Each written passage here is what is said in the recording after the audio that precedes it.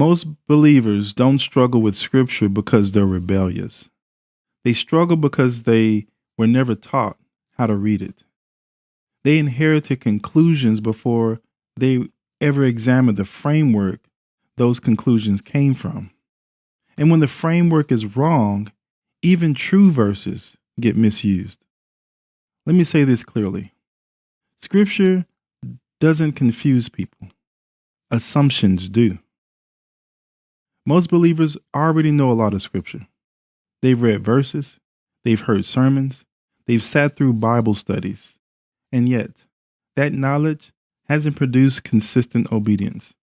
If information produced alignment, the most informed believers would be the most obedient.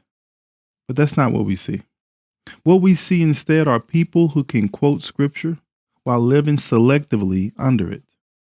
That tells us something important. The problem is not a lack of information. Information can clarify ideas. Only authority reorders life. No one reads the Bible neutrally. Every time you open Scripture, something is already in the driver's seat. It might be tradition. It might be denominational theology. It might be personal comfort. It might be cultural assumptions. But whatever comes first determines what Scripture is allowed to say. Frameworks don't announce themselves. They reveal themselves through conclusions, through what feels obvious, through what feels uncomfortable, through what gets explained away.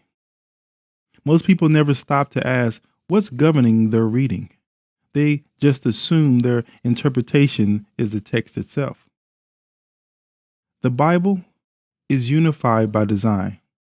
It's not written as a collection of disconnected ideas. It was written under authority, and with purpose. When that governing center is removed, Scripture doesn't disappear. It fractures. Verses become slogans. Teachings become topics. Obedience becomes optional. This is why the Bible feels fragmented to so many sincere believers. Not because Scripture is unclear, but because a book written under authority cannot be understood without it. Many believers mistake agreement for faith. Agreement feels spiritual. It feels safe. It feels mature. But agreement doesn't challenge who's in charge. Submission does. Agreement allows you to stay the same while feeling affirmed. Authority requires change. That's why agreement is celebrated and obedience is negotiated. Agreement changes beliefs. Authority changes behavior. And most people stop right there. If something in this feels uncomfortable, that doesn't mean it's wrong. It means order is being challenged. And order is always challenged before alignment is restored. Clarity creates tension before it brings peace, because clarity exposes what has quietly been governing us. Discomfort is not the enemy here. Avoiding it is. This isn't about learning something new. It's about noticing what has quietly been governing you, how you read, how you believe, how you obey. Once that's seen, it can't be unseen. And what you do with that clarity will eventually require a decision.